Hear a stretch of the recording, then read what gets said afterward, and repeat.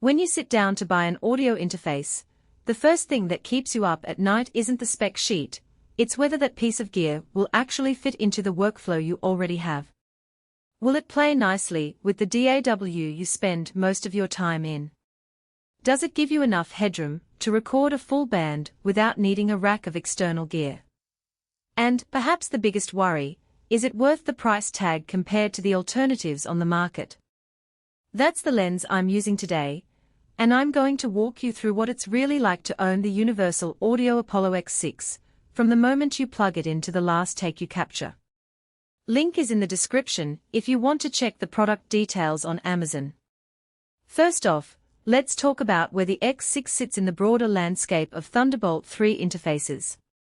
In the last few years, the market has exploded with options that promise ultra-low latency, crystal-clear converters, and a handful of built-in preamps.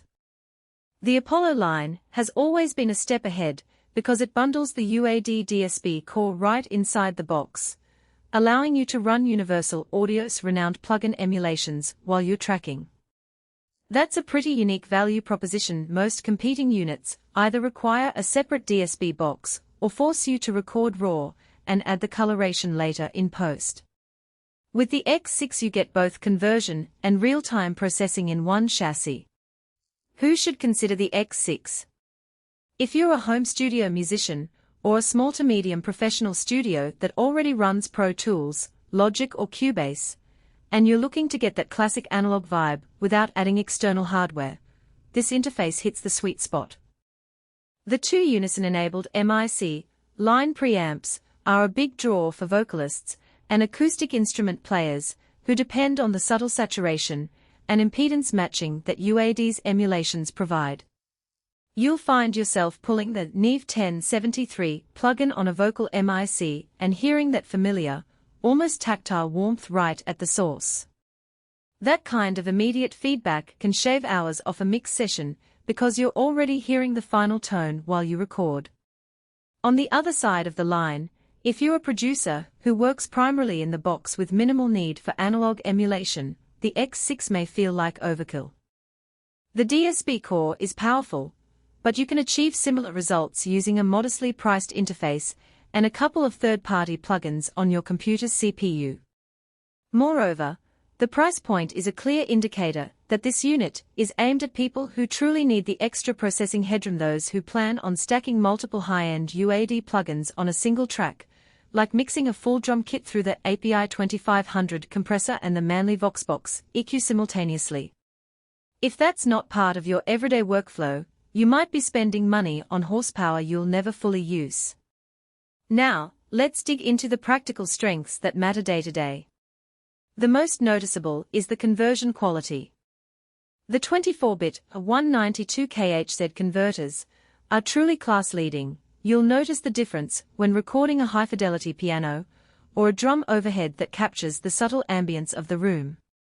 The dynamic range is wide enough that you can set your input levels conservatively and still retain the nuance of the performance, which is a common concern for engineers who worry about clipping during a live take.